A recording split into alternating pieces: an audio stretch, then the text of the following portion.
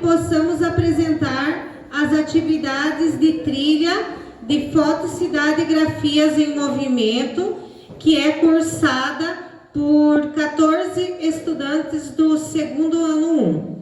Nesse momento, vou passar a palavra para o nosso diretor para dar abertura aos trabalhos. Que fala a questão do patrimônio das cidades, do avanço das cidades, né? Dentro de uma evolução histórica, essas cidades tomaram um espaço natural, né? As paisagens naturais foram substituídas por estruturas de prédios, né? Cidades, monumentos, pontes, estradas. Tudo isso é questão de modificação, né? Que o ser humano, o homem, né, fez. Então, esta apresentação tem como principal objetivo socializar as atividades que foram desenvolvidas durante o primeiro semestre letivo da trilha de Fotocidades em Movimento. Vou chamar nesse momento a estudante Luana para apresentar a vocês qual é o objetivo de se estudar essa trilha. E, na sequência, os outros estudantes também. Os professores que estão com a avaliação deverão, então, atribuir uma nota de 0 a 10 para os aspectos selecionados aí para avaliação. No início de cada apresentação, o estudante falará seu nome. Como nós temos alguns professores novos, né, que não conhecem a turma, para que vocês possam identificar o estudante e também contribuir com a sua avaliação.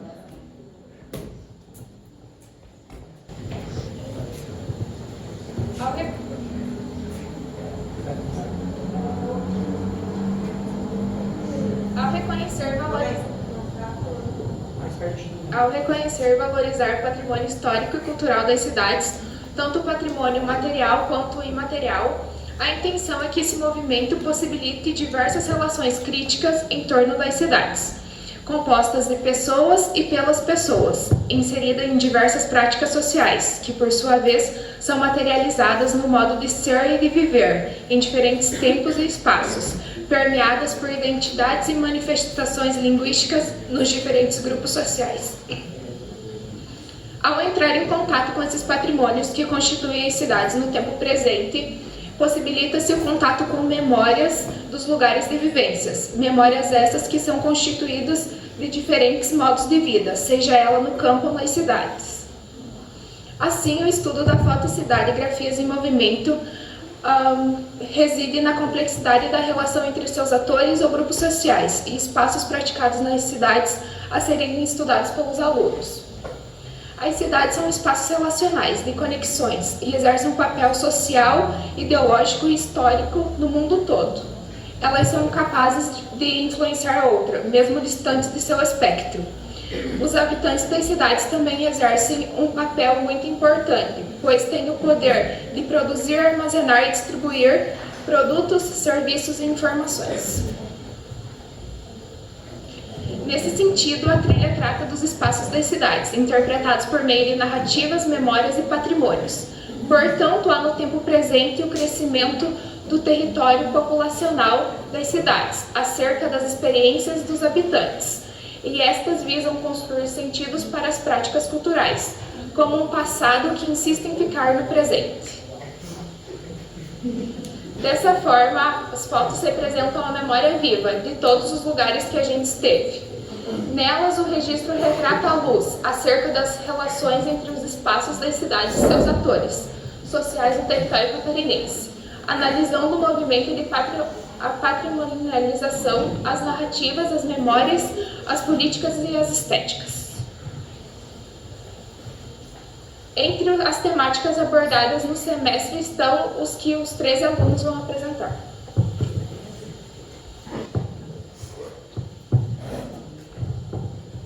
Patrimônio natural.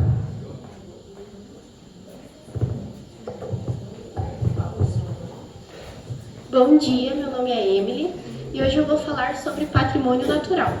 O patrimônio natural compreende áreas de importância preservacionista histórica, beleza cênica, enfim, áreas que transmitem à população a importância do ambiente natural para que lembremos quem somos, o que fazemos, de onde viemos e, por consequência, como seremos. Aqui eu vou dar exemplos do que são patrimônio natural. O Parque Nacional Jasper é um patrimônio mundial localizado no Canadá. Ele foi fundado em 1907. O Parque Nacional Jasper é o maior parque canadense, com uma área que compreende 10.888 km². A atração é simplesmente sensacional, tem um cenário repleto de paz, ar puro, tranquilidade e inspiração. A gente também pode... também tem uma vasta vida selvagem, onde é possível observar ursos, alces, veados, coiotes, renos e muitos outros. Aqui está uma foto do parque. Cataratas do Iguaçu é um patrimônio nacional. A Catarata do Iguaçu é o maior conjunto de quedas de água em extensão do mundo. Ela é visitada por milhões de turistas todos os anos, sendo considerada uma das novas 7 maravilhas da natureza. Elas estão localizadas na cidade de Foz do Iguaçu, no Brasil, e em fronteira com a cidade Porto do Iguaçu, na Argentina.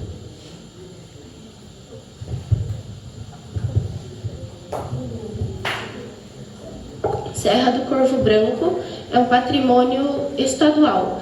A Serra do Corvo Branco está localizada em Urubici, Santa Catarina, e conta com o maior corte de rochas de todo o Brasil, com mais de 90 metros de profundidade. Ela está na lista das mais conhecidas e procuradas de toda a região. Uma curiosidade sobre a região é que o nome da serra foi dado devido à existência dos corvos brancos que existiam na serra, por isso o seu batismo.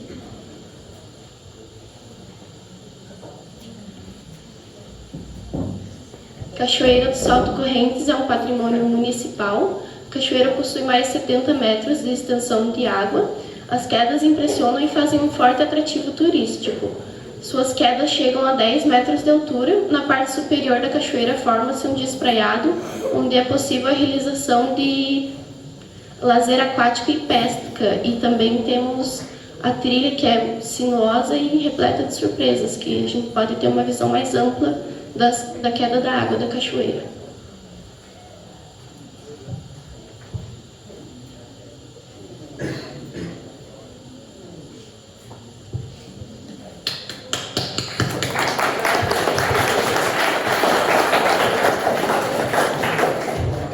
Na explicação dos tipos de patrimônios, eles teriam que fazer a relação entre um patrimônio mundial, patrimônio nacional, patrimônio estadual e patrimônio municipal. Então é essa relação que eles estão apresentando. Patrimônio material. Bom dia, meu nome é Kátia e vou apresentar sobre os patrimônios materiais. O que é? O patrimônio material é um conjunto de bens físicos que compõem o patrimônio histórico-cultural. Trata-se de elementos, obras, estruturas e espaços cujo valor é histórico, cultural e social. Isso faz a preservação deles um interesse do país. Nesse sentido, podem ser englobados os mais diferentes elementos móveis ou imóveis, como pinturas, livros, arquivos, documentos históricos, acervos fotográficos, cinematográficos, outros acervos museológicos e núcleos urbanos.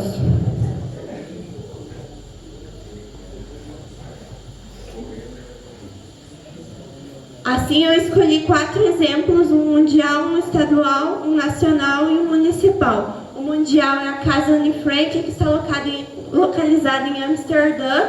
É uma das atrações mais interessantes da cidade e é o lugar onde Anne Frank viveu e por trás tem uma grande história política e, por causa do seu diário, se manteve preservada, virando um belíssimo memorial. O nacional é o Cristo Redentor, que é a famosa estátua de Jesus Cristo, que está localizada no Rio de Janeiro, no Morro do Corcovado. E é o símbolo do cristianismo no Brasil, representa paz e amor, por Jesus está de braços abertos. A estátua recebe, em média, 5.000 visitantes por dia. Tem 38 metros de altura, sendo 30 da estátua e 8 do pedestal, que equivale a 13 andares de um prédio. Patrimônio estadual, Museu Oceanográfico Univale. O Museu Oceanográfico está entre os 4 acervos históricos de história natural do Brasil. Na temática oceanográfica, é o maior das Américas e o 3º maior do mundo. Apresenta 1.400 peças, proporcionando ao visitante um panorama da biodiversidade marinha brasileira. O Municipal Parque Sino da Paz, que na comunidade Núcleo Celso Ramos se encontra, que relembra as mortes das bombas atômicas de Hiroshima e Nagasaki nos dias 6 e 9 de agosto, na Segunda Guerra Mundial, homenageando suas vítimas e seus sobreviventes.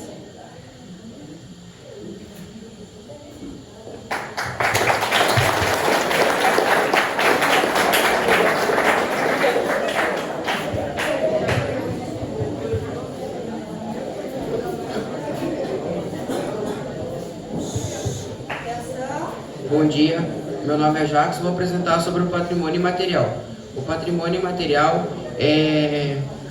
o conceito de patrimônio imaterial é que não precisa ter um bem material para poder fazer parte desse patrimônio. O que é um patrimônio imaterial e o que ele abrange? Ele é considerado patrimônio imaterial desde uma dança, festas típicas, comida, crenças, rezas, danças, entre outros. Exemplo de patrimônio de Santa Catarina é a pesca com botas. É um evento que acontece de 100 em 100 anos, só que não tem feito de 100 em 100 anos, só que não é contado. Entre esses 100 anos pode acontecer a qualquer momento. Exemplo de patrimônio material nacional é a capoeira, que pode ser considerada dança, esporte, cultura e foi criada pelos povos escravizados. Patrimônio mundial é o Al-Sadu. O que é o Al-Sadu? Os homens da Arábia Saudita fazem a tosa de ovelhas e cabras e as mulheres fazem a arte do tear. Exemplo de patrimônio imaterial de Frei Rogério é a lenda do Boitatá. O Boitatá aconteceu nas proximidades da cachoeira, onde 2 caçadores estavam caçando e umas horas no meio da caminhada apareceu uma bola de fogo e um deles começou a mexer com aquele vulto lá, aquela bola, e um deles gritou que se fosse dinheiro que viesse. Aquela bola veio e explodiu nos pés deles.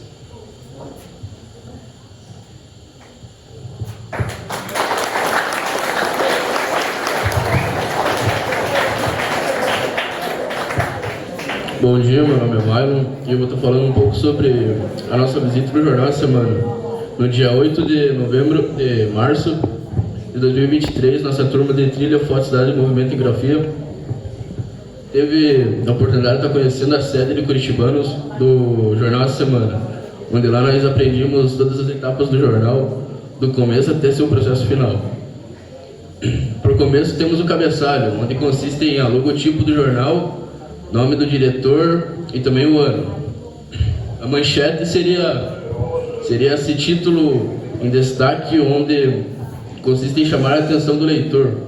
Chamada é o resumo da reportagem, onde se encontra no inferior do jornal. Fotografia ou imagem gráfica são todas as imagens visualizadas no jornal, referência ou legenda ou crédito. Pode ser nome, sobrenome de pessoas, o local, a data e também a hora.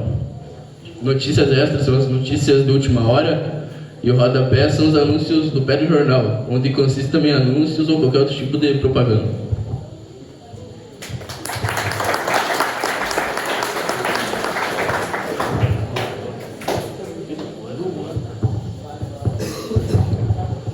Linha do tempo. Nossa turma, juntamente com os professores componentes da trilha dos itinerários formativos, desenvolveu uma linha do tempo sobre a história da fotografia.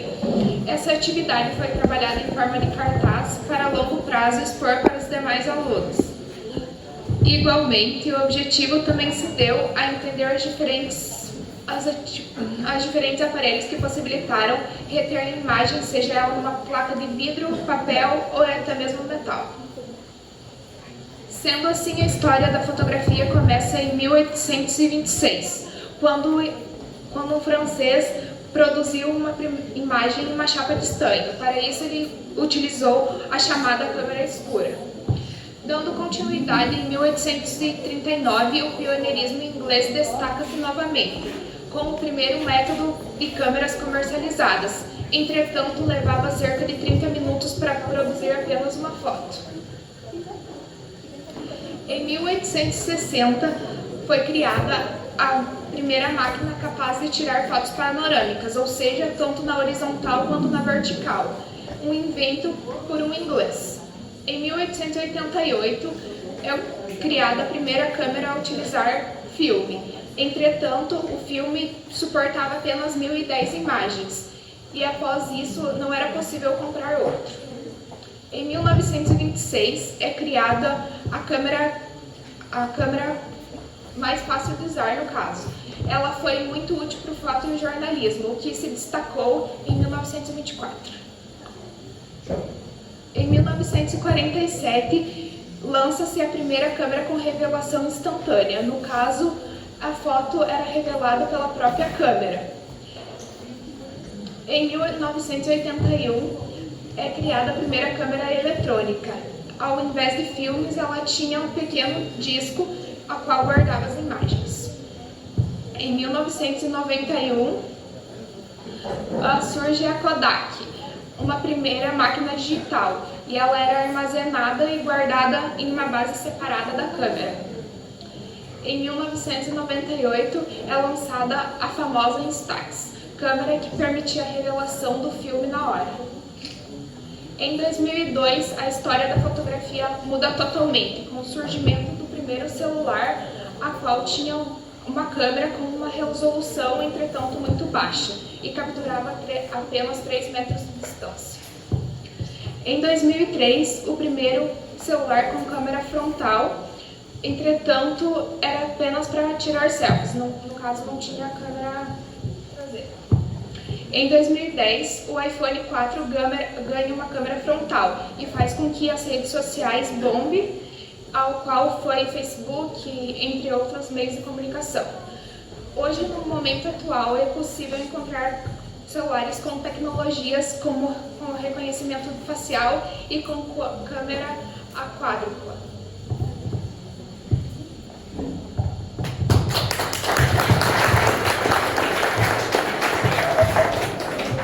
Bom dia, meu nome é Eduarda e eu vou falar sobre o que é o site e para que serve. O site é um conjunto de páginas ordenadas no servidor da internet, cujo objetivo ocorre a partir de um domínio. Assim como uma casa contém móveis como sofá, mesa e cama, um site é constituído por páginas que têm textos, imagens, gráficos e outras formas de mídia.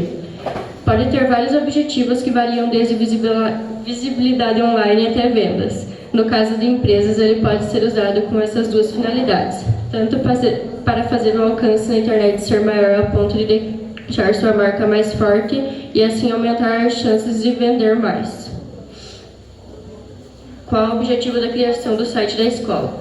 O site foi criado com o objetivo de publicar atividades realizadas pelo novo ensino médio, com o intuito de apresentar para a comunidade escolar o que foi proposto para os estudantes no primeiro semestre de 2023.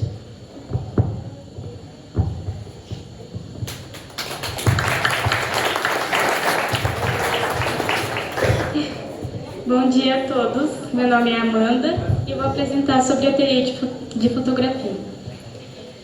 A teoria de fotografia é um estudo onde os artistas trabalham e produzem um ou mais tipos de artes, como a fotografia, a ilustração, a pintura, entre outros.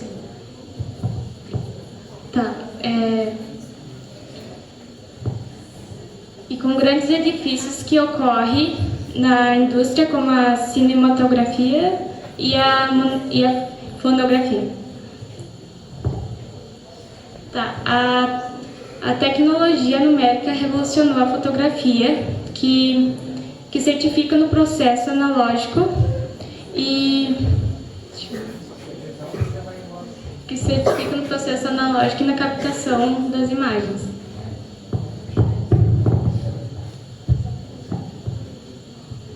E aqui representa o patrimônio histórico natural de Ferrogério, como algumas regiões, a Cachoeira do Salto Correntes e a Ponte do Salto Correntes.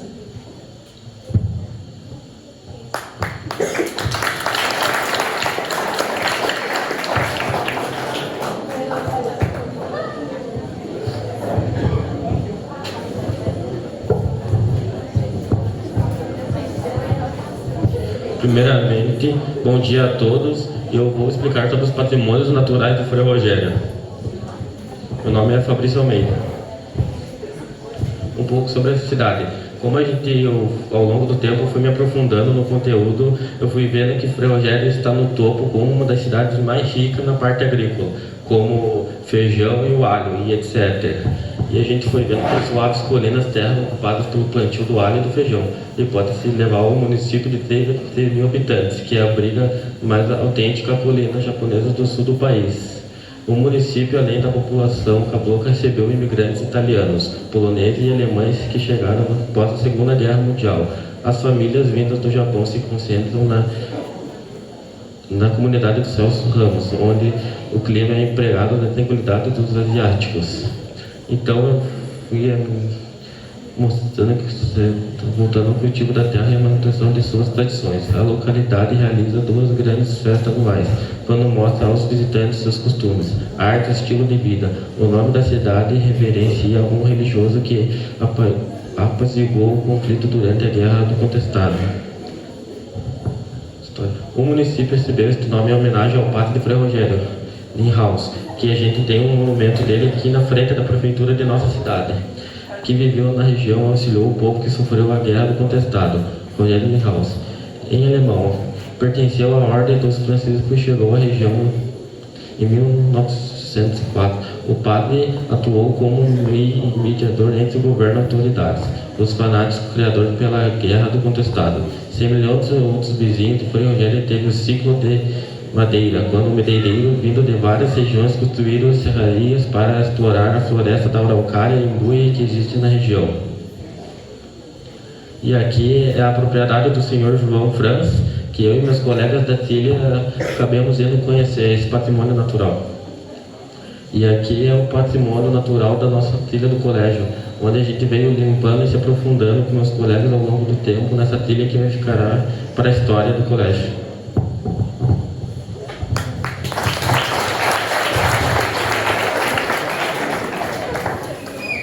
Bom dia, meu nome é Maico Carvalho Gonçalves. Eu irei apresentar sobre a Ponte do Salto Correntes e Cachoeira do Salto Correntes, que são um patrimônio natural do nosso município. Aqui é a Ponte do Salto Correntes e a Cachoeira do Salto Correntes. Aqui é a entrada da Cachoeira do Salto Correntes e a chegada da Ponte do Salto Correntes. É a Ponte do Salto Correntes. Ponte do Salto Correntes. A Ponte do Salto Correntes, também conhecida como Salto Correntes, contém uma ponte de madeira a qual foi construída em 1960. Possui 128 metros em curva e vai seguido de uma pequena queda d'água, a qual é perto de uma barragem. A Cachoeira do Salto Correntes é uma bela paisagem, é um convite a viver em harmonia com a natureza e um ambiente de paz e tranquilidade. Mais de 70 metros de amplitude e extensão e quedas que impressionam qualquer um é o que faz da Cachoeira do Salto Correntes um belo atrativo turístico do nosso município. Aí é a foto que nós fizemos quando nós fomos numa viagem com meus colegas das trilhas. Aí é quando tem estiagem, quando ela está seca, ela fica completamente rasa em cima e rasa embaixo.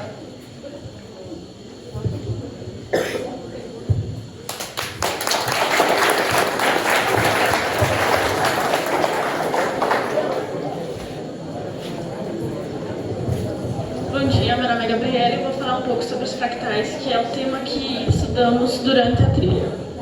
Os fractais, conhecemos os fractais como formas geométricas que se repetem infinitamente em diferentes tamanhos. O que quer dizer que, ao observar-se um fractal em diferentes escalas, é possível perceber o mesmo padrão, mesmo que ele tenha tamanhos diferentes.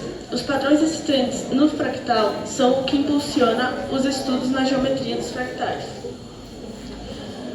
Cada parte de um fractal é semelhante ao seu todo. Podemos encontrá-los na natureza, na arte e também em alguns casos na matemática. O padrão encontrado nos fractais é chamado de autossimilaridade. Existem vários tipos deles e os principais são os geométricos e os aleatórios.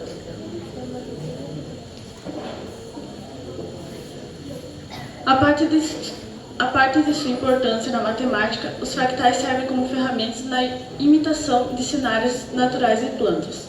Os fractais são presentes na natureza como ramificações das árvores, flocos de neve, entre outros. Também existem vários exemplos de fractais em nosso corpo, como os vasos sanguíneos e os alvéolos pulmonares. E aqui é um exemplo de um fractal na natureza que foi tirado na ponte do Celso Ramos.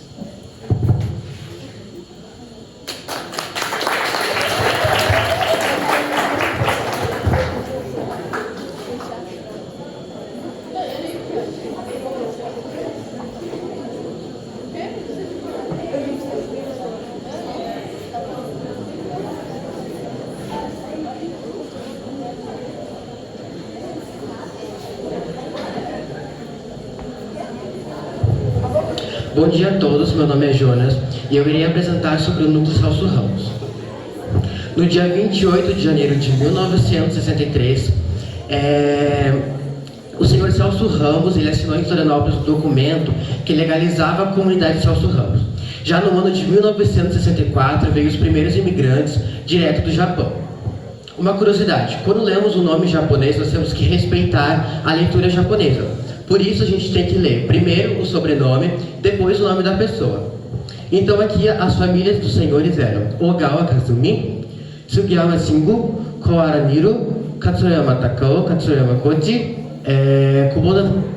Kubota Kiyotsuo, Ogawa Wataru, Eguchi Fujige. Sobre o Rio Marombas. O Rio Marombas não tem uma história importante para o estado de Santa Catarina. Então a gente só pode encontrar a localidade mesmo, que se encontra a cerca de 40 quilômetros a leste da cidade de São Cristóvão do Sul, correndo para o oeste até receber as águas de seu principal afluente, o Rio Correntes, próximo à cidade de Frei Rogério, onde então passa a correr para o sul, até desaguar no Rio Canoas, no qual é um dos principais fluentes. Também no núcleo Celso Ramos podemos encontrar o Parque Sakura, que é um parque japonês onde acontecem muitas festividades japonesas, onde eles trazem comidas japonesas, danças típicas e até mesmo lutas que são muito famosas no Japão. Hoje em dia lá existe uma sala onde você pode estudar japonês e também aprender algumas lutas japonesas e também aprender taiko, desculpa, que é bater tambores. E também você pode encontrar no núcleo Celso Ramos o Frutas do Vale. O Frutas do Vale, o casal Ana e José Vale, eles fundaram a chácara do Frutas do Vale, onde você pode ir lá e ficar com a sua família e ter um momento de lazer. Lá também se encontram muitos alimentos gostosos e parreirais de uva. Seria isso a minha parte. Muito obrigado.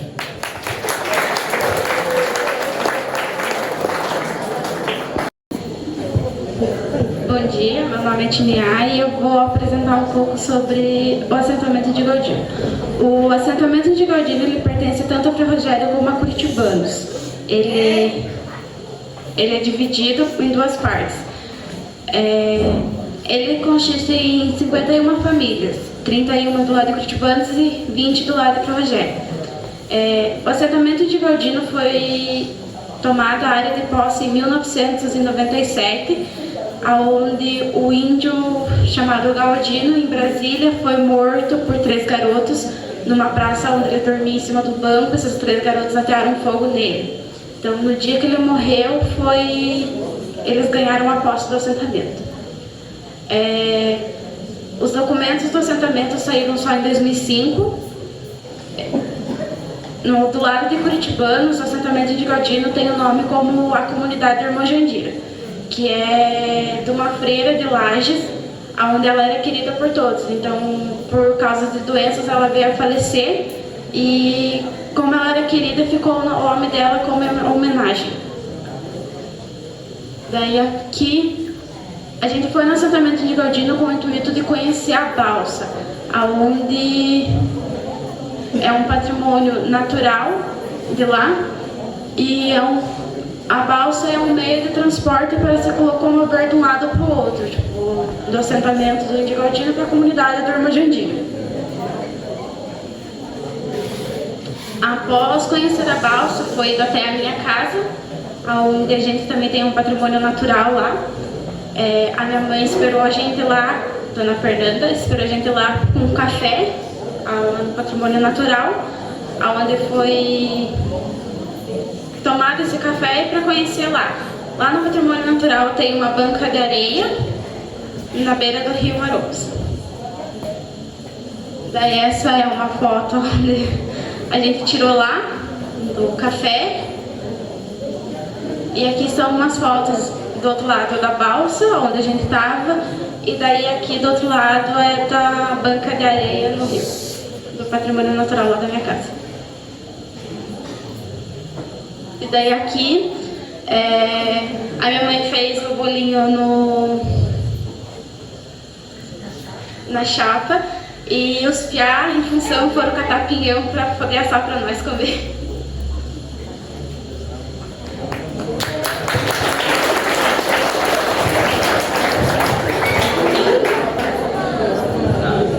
Bom dia, meu nome é William. Eu vim apresentar sobre o núcleo tritícola. Então, falar sobre um pouco da história. O núcleo tritícola é um local histórico localizado na cidade de Ferrogério, Santa Catarina, e naquela época a economia da região era baseada principalmente na pecuária. Porém, com a criação do núcleo tritícola, a proposta era diversificar a atividade econômica, buscando uma alternativa viável e rentável para os agricultores locais. O núcleo tritícola implementou técnicas avançadas no plantio de colheita de trigo, buscando aumentar a produtividade e a qualidade dos grãos. Além disso, oferecia assistência técnica aos agricultores, fornecendo informações sobre o manejo do solo, controle de pragas e doenças. Outras práticas agrícolas. Atualmente, o núcleo tritícola de Ferrogério passa por um processo de reestruturação, buscando se adaptar às novas demandas e tendências do mercado agrícola. Esse papel pioneiro na diversificação da economia local é a busca pela excelência na produção de trigo, São Marcos e Perduro, até os dias de hoje. Então, aqui temos a igreja, que é muito visitada pelos moradores locais e pelos que vêm de viagem para conhecer o núcleo.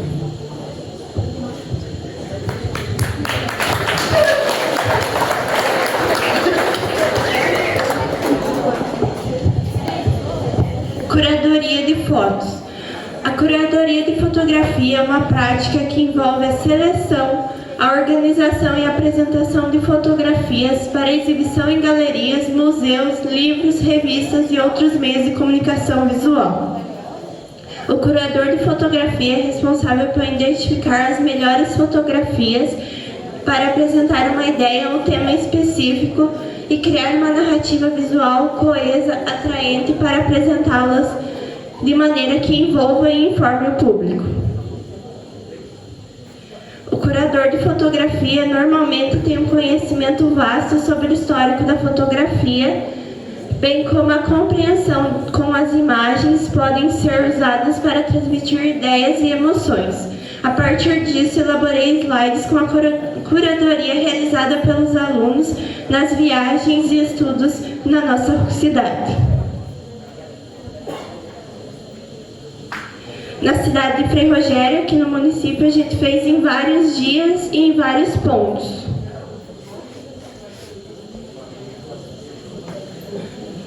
Na casa da dona Dirley, no dia 14/4, a gente procurou identificar mais a parte natural da propriedade dela. No Salto Correntes e no núcleo Tritícola, no dia 19/4, onde a gente foi na cachoeira e na ponte e na igreja do núcleo. No Índio Galdino, na sede de São José, no dia 28/4, também na igreja de São José e na casa da Tiniá. No núcleo Celso Ramos, no dia 17/5, que a gente foi na ponte, no Parque Sakura e na Frutas do Vale.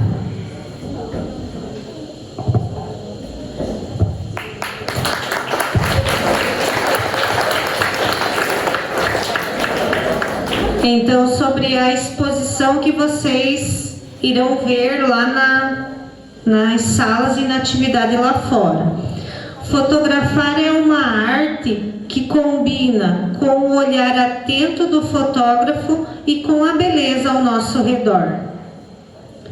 Fotografar é brincar com a luz e sombra, criando contrastes e atmosferas únicas. Fotografar é capturar a essência de uma pessoa, de um lugar, de um objeto, de um momento, uma imagem única. Fotografar é tentar congelar o tempo, preservar memórias preciosas. Só um momentinho que já está terminando, tá? Então todos estão convidados a conhecer a nossa exposição, que registrou como memória viva da trilha de Foto Cidade Grafias em Movimento.